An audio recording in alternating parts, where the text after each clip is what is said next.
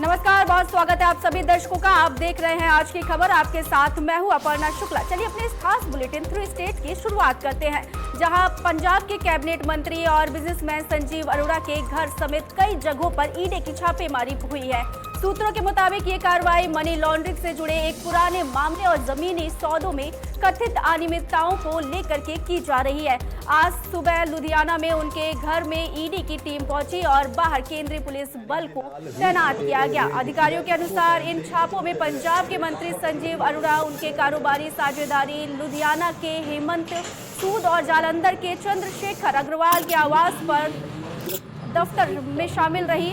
और पंजाब के मंत्री संजीव अरोड़ा ने एक्स हैंडल पर कहा कि ईडी की तरफ से मेरे परिसरों में छापेमारी की गई है। एक जिम्मेदार नागरिक के तौर पर मैं एजेंसियों के साथ पूरा सहयोग करूंगा और मुझे विश्वास है कि सच की ही जीत होगी। जानकारी के मुताबिक ईडी ने संजीव अरोड़ा और उनके करीबियों के ठिकानों पर बड़ी कार्रवाई की है। विदेशी मुद्रा प्रबंधन अधिनियम के तहत गुरुग्राम, चंडीगढ़, लुधियाना और जालंधर में कुल 13 जगहों पर छापेमारी की गई है। जांच एजेंसी ने संजीव अरोड़ा के घर और दफ्तरों के साथ साथ कारोबारी हेमंत सूद और चंद्रशेखर अग्रवाल के ठिकानों पर भी तलाशी ली। ईडी के मुताबिक संजीव अरोड़ा की company Hampton sky realty limited पर जमीनी उपयोग में गड़बड़ी, शेयर बाजार में हेराफेरी, हवाला और दुबई से पैसा भारत लाने के जैसे कई आरोप लगे हैं।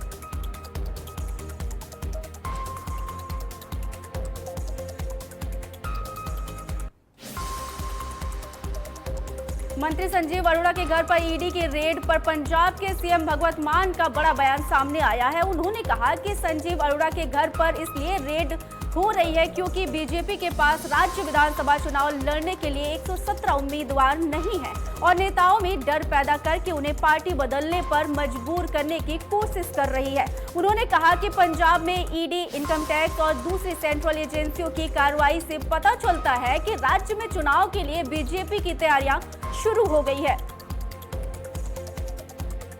आज संजीव अरोड़ा जी के घर पे इस समय ईडी की रेड चल रही है। बुरी तरह से उन्होंने बीजेपी को हराया था बाई इलेक्शन में लुधियाना से, तो आज वो भी दागी हो गए। मतलब क्या है? मतलब है बीजेपी द्वारा 2027 के विधानसभा की चुनाव की तैयारी शुरू। ईडी भेजो, इनकम टैक्स भेजो, नोटिस भेजो, डराओ, क्योंकि इनको तो 117 बंदे नहीं मिल रहे इलेक्शन में। इलेक्शन लड़ने के लिए 117 बंदे नहीं मिल रहे बीजेपी को, तो वो कह रही है ईडी भेज के डराओ, जा तो तुम लड़ो ना, जा हमारे वॉशिंग मशीन में से निकलो। तो बहुत ही खतरनाक रुझान है। लोकतंत्र की हत्या हो रही है, इसकी कड़े शब्दों में निंदा भी करते हैं। और सिर्फ नॉन बीजेपी सरकारों को तंग किया जा रहा है। सिर्फ और सिर्फ विपक्ष के नेताओं पर ये ईडी का जो डंडा चलता है और निकलता कुछ भी नहीं है उसमें। अरविंद केजरीवाल, और क्या ये डेमोक्रेसी है? क्या ये लोकतंत्र है? ये डेमोक्रेसी नहीं है, ये डिक्टेटरशिप है। जितना मर्जी जी हमें तंग कर ले। और वहीं पंजाब के वित्त मंत्री हरपाल सिंह चीमा ने भाजपा पर केंद्रीय जांच एजेंसियों ईडी, सीबीआई और का दुरुपयोग करने का आरोप लगाया है। उन्होंने कहा कि भाजपा विपक्षी दलों को डराने, दबाने और गैर भाजपा सरकारों को अस्थिर करने के लिए ईडी का इस्तेमाल कर रही है, जो लोकतंत्र के लिए खतरनाक है। उन्होंने कहा कि भाजपा की राजनीति साफ है।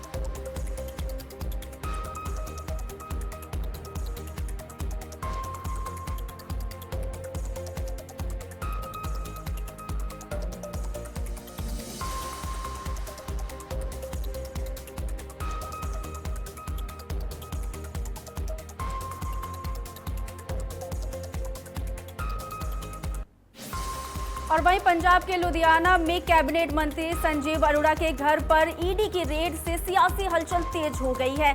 जैसे ही कार्रवाई की खबर सामने आई है, आम आदमी पार्टी के नेता मौके पर पहुंच गए और इस कार्रवाई का विरोध जताया। पार्टी नेताओं ने केंद्र सरकार पर एजेंसियों के दुरुपयोग का हमला लगाते हुए तीखा हमला बोला। जो भी ਇਹ ਕਰ ਰਹੀ ਹੈ ਬੀਜੇਪੀ, ਇਹ ਪੰਜਾਬ ਦੇ ਨਾਲ ਪਹਿਲਾਂ ਤੋਂ ਵੀ ਧੱਕਾ ਕਰਦੇ ਆਈ ਆ।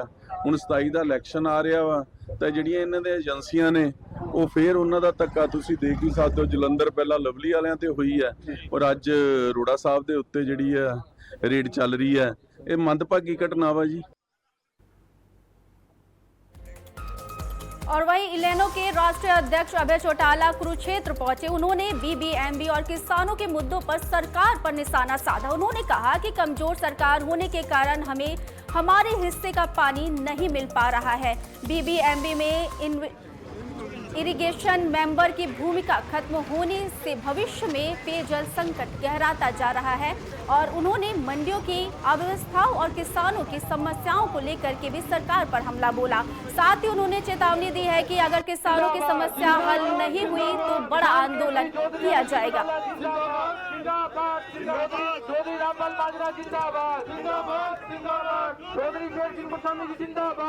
तस्वीरें आपकी टीवी स्क्रीन पर हैं जहां पर अपनी पार्टी की तरफ से किसान कष्ट निवारण केंद्र बनाए। उन केंद्रों का केवल एक ही मकसद था कि किसान अपनी फसल जब मंडी में बेचने के लिए आए तो उसके सामने किसी किस्म की कोई दिक्कत नहीं आए। हमने सरकार को खुले रूप से इस बात के लिए आगाह किया था कि अगर आपका इस तरह का गलत रवैया रहा और इस तरह के फैसले रहे तो फिर हमें मजबूर होकर के सड़कों पे आना पड़ेगा। मैं बधाई देता हूं अपनी पार्टी के उन सब कार्यकर्ता और पदाधिकारियों को जिनकी मैंने ड्यूटियां लगाई थी। उन्होंने अपने सारे काम छोड़ करके उस जिम्मेवारी को निभाने का काम किया और उसकी वजह से किसानों की बहुत सारी समस्या का समाधान हुआ और मंडी का जो आड़ती था उसको भी राहत मिली। सेक्रेटरी स्तर के जो अधिकारी हैं मंडियों में, उनकी तो इच्छा है कि वो किसान की मदद करें, लेकिन सरकार के फैसले ऐसे हैं जिससे उनको भी बेचारों को दिक्कत आ रही है। कहीं सर्वर डाउन हो गया, कहीं कोई मशीन खराब होगी। मशीनों की संख्या 1 2 4 है, पूरी मशीनें भी नहीं है। सर्वर सही चल सके इसका कोई बंदोबस्त नहीं है। इसकी वजह से ये सारी परेशानी आज भी है। हमने बड़ा खुल करके कहा है कि किसान की पेमेंट अगर रुकी तुम्हारी गलतियों की वजह से और किसान की गेहूं के उठान में और उसके बेचने में कोई दिक्कत आई तो फिर हम इसके लिए किसी भी तरह की लड़ाई लड़ सकते हैं, किसी भी तरह का आंदोलन खड़ा कर सकते हैं। चलिए खबरों में आगे बढ़ते हैं, जहां धुरी नगर में नगर काउंसिल चुनावों के नजदीकी आते ही राजनीति माहौल गर्माने लगा है। राजनीतिक पार्टियां तैयारियों में जुट गई हैं। इसी कड़ी में शिरोमणि अकाली दल बादल की एक अहम वर्कर मीटिंग आयोजित की गई है। इस बैठक में आने वाले चुनावों को लेकर के तैयारियां, रणनीति और संगठन को मजबूत करने को लेकर के विस्तार से चर्चा की गई है। नेताओं ने कार्यकर्ताओं को एकजुट होकर के मैदान में उतरने के लिए कहा है और साथ ही जीत के लिए प्रेरित भी किया है।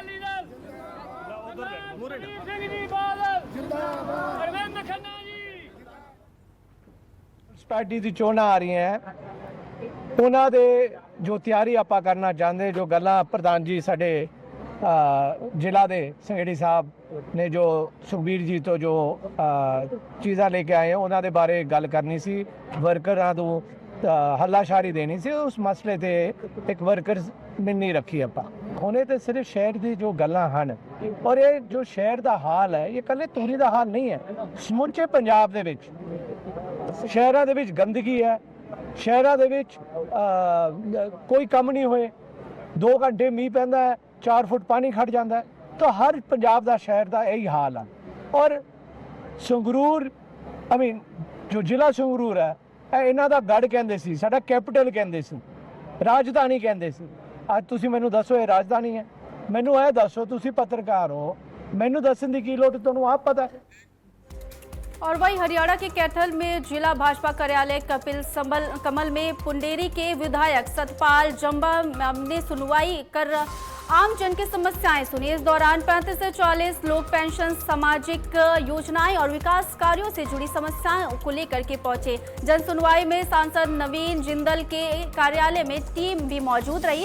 विधायक जंबा ने मौके पर ही मौजूद अधिकारियों को निर्देश देते हुए कहा कि 4 पेंशन मामलों का तुरंत समाधान करवाया जाए, जबकि अन्य मामलों के लिए समयबद्ध कार्रवाई के आदेश दिए हैं।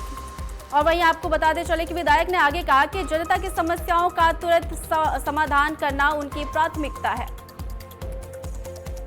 दर्शकों को नमस्कार। जैसे कि आपको ज्ञात है कि हमने पिछले वीरवार से एक मुहिम हमारे संगठन के साथियों से ने मिल के स्टार्ट की है कि हर वीरवार को हम 11 से लेके 2 बजे तक हमारे संगठन के लोग, हमारे जिला अध्यक्ष और हमारे जो लोकप्रिय सांसद है नवीन जिंदल जी के जनप्रतिनिधि यहाँ पे बैठेंगे और जन समस्याएं सुनेंगे। और पिछले वीरवार को हमारे पास टोटल 8 समस्याएं आई थी, जिसका 8 की 8 समस्याओं का निवारण किया है। और आज हमारे पास 30 प्लस समस्याएं आई है। इसमें से सबसे ज्यादा फैमिली आईडी की है, पेंशन की जो समस्याएं थी, और जिसमें से ऑन द स्पॉट आज 4 हमारे जो समस्या लेके आए थे उनकी 4 की आज पेंशन लगवाई गई है, उनकी एक्टिवेट हो गई है। और कुछ साथियों की जैसे फैमिली आईडी में इनकम ज्यादा थी और उनको ठीक कराया गया है, उनकी एप्लीकेशन है सीएससी सेंटर में, उनकी रिक्वेस्ट ला दी है। और ये भी कहा गया है कि विद इन ए वीक अगर आपकी समस्या का हल नहीं होता, निवारण नहीं होता, तो अगले हफ्ते में जरूर मिले। और इन बिटवीन अगर हो जाता है तो एक कॉल करके हमें जरूर बताएं, ताकि उस लिस्ट में से उसको निकाल दिया जाए, जो पेंडिंग है उसको रखा जाए, ताकि अगले हफ्ते तक अधिकारियों से पूछा जाए कि व्हाई स्टिल पेंडिंग, तो मतलब उनसे जवाबदेही ली जाए। पंजाब के नंगल नगर कौंसिल चुनावों से पहले बड़ा राजनीतिक बदलाव सामने आया है। निकाय विभाग ने बोर्ड आरक्षण रोस्टर जारी कर दिया है। इसमें राजनीतिक समीकरण पूरी तरीके से बदल दिए गए हैं। कई दिग्गज नेताओं के वार्ड रिजर्व होने से चुनावी मैदान में हलचल तेज हो गई है। वहीं कांग्रेस और बीजेपी दोनों ही दलों के नेताओं की रणनीति पर इसका सीधा असर पड़ रहा है। इसके साथ ही अब नए चेहरे के लिए चुनावी रास्ते खुल गए हैं।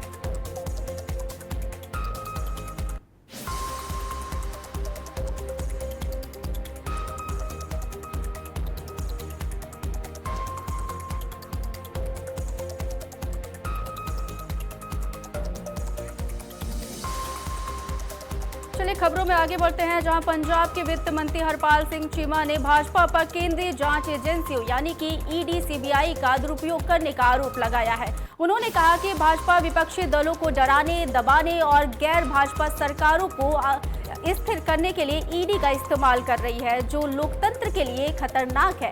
उन्होंने आगे कहा कि भाजपा की राजनीति साफ है, डराओ, धमकाओ और किसी भी कीमत पर सत्ता हासिल करो। जिस भी राज्य में विधानसभा की इलेक्शन होनी हो, वहाँ सबसे पहले भारतीय जनता पार्टी अपनी ईडी को बेचती है और सीबीआई को बेचती है, और इन दोनों की बड़ी एजेंसियों का दुरुपयोग करती है। ये देश के लोकतंत्र के लिए बहुत बड़ा खतरा है। कहीं एसआईआर के जरिए वोट चोरी करती है। बाबा साहब भीमराव अम्बेडकर जी ने पूरे देशवासियों को, 140 करोड़ देशवासियों को वोट का अधिकार लेके दिया था। आज उस वोट के अधिकार को छीनने का यत्न भारतीय जनता पार्टी कर रही है।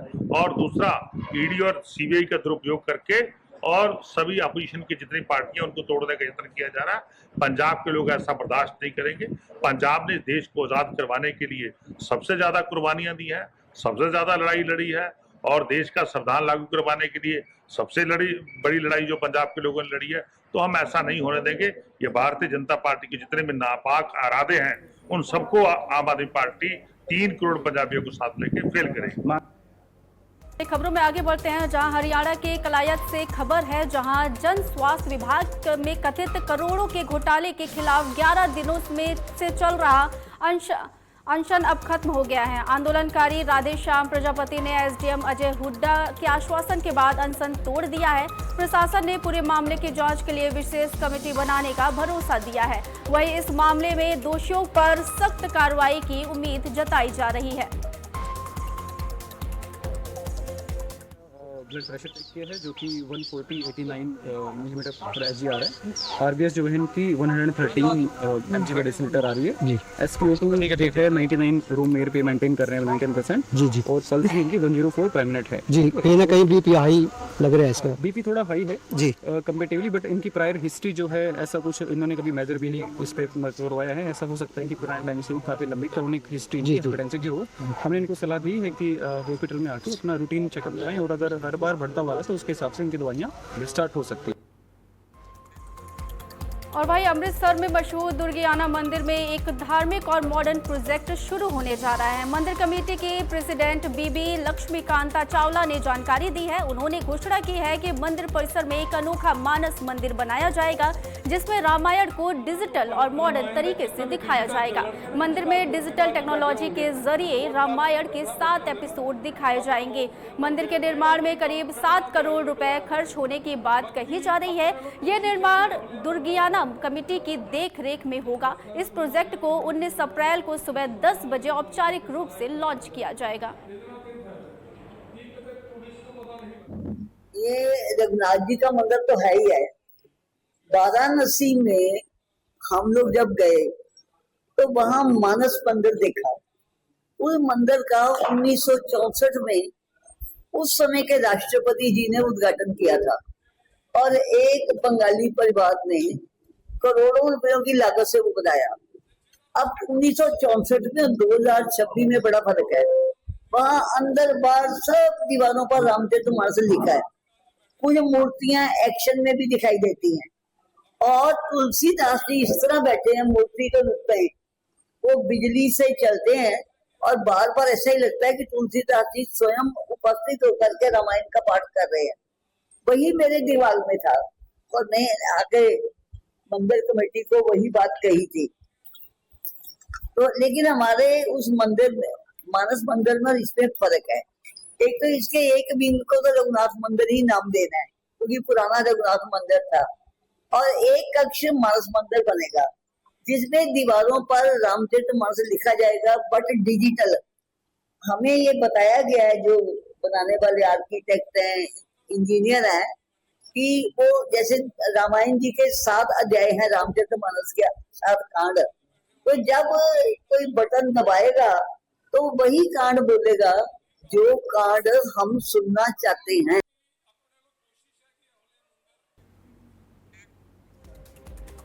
और वहीं पंजाब के राज्यपाल गुलाब चंद कटारिया आज पठानकोट पहुंचे। उन्होंने डीएवी स्कूल से शहर के कई बाजारों तक पैदल चल करके लोगों से सीधा संवाद किया। इस दौरान स्थानीय लोगों और दुकानदारों ने उनके सामने अपनी समस्याएं और अपनी मांगे रखी।